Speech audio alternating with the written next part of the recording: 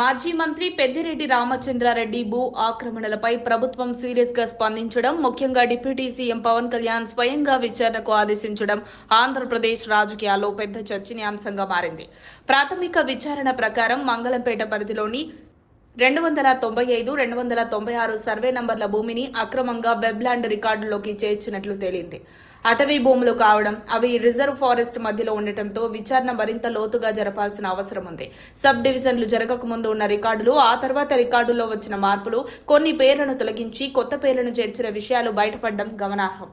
ఇప్పటికే చిత్తూరు జిల్లా కలెక్టర్ సమగ్ర నివేదికను భూ పరిపాలన ప్రధాన కమిషనర్ కు పంపడం, దీనిపై ప్రభుత్వం సంయుక్త కమిటీని ఏర్పాటు చేసి క్షేత్రస్థాయిలో పరిశీలన చేయాలని నిర్ణయించడం భూ అక్రమాలపై కఠిన చర్యలు తీసుకునే సంకేతాలిస్తోంది.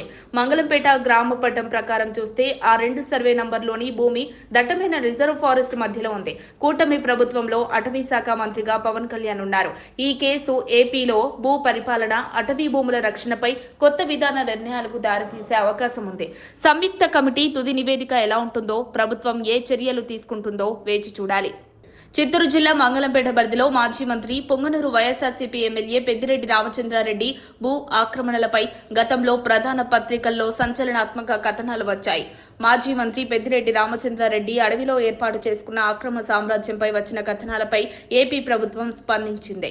ఈ వారంలోనే ప్రభుత్వం ఏర్పాటు చేసిన సంయుక్త కమిటీలోని అధికారులు క్షేత్రస్థాయికి వెళ్లి పరిశీలించి తుది నివేదిక సమర్పించే అవకాశం ఉంది. పెద్దిరెడ్డి రామచంద్రారెడ్డి రాజకీయ భవిష్యత్తు ప్రస్తుతం అనిశ్చితిలో ఉన్నట్లు కనిపిస్తోంది. భూ ఆక్రమణ ఆరోపణలు, అధికారుల దర్యాప్తు, రాజకీయ మార్పులు ఇవన్నీ కలిసి వచ్చి ఆయన భవిష్యత్తుపై ప్రభావం చూపే అవకాశం ఉంది. పెద్దిరెడ్డి రామచంద్రారెడ్డి వైఎస్ఆర్ కాంగ్రెస్ పార్టీలో ముఖ్యమైన నేత.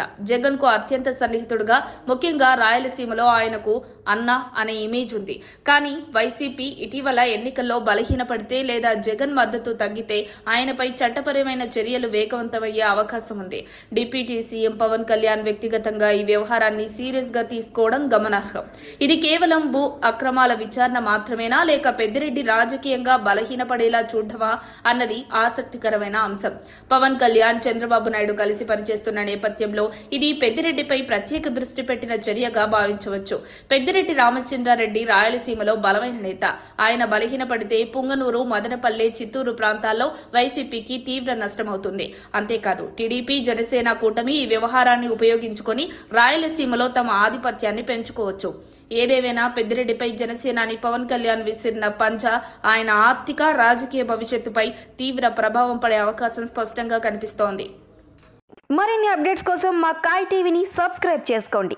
మా వీడియో కనుక మీకు నచ్చినట్లయితే లైక్ చేయండి, షేర్ చేయండి. మీ విలువైన అభిప్రాయాలను కామెంట్ బాక్స్లో తెలియజేయండి.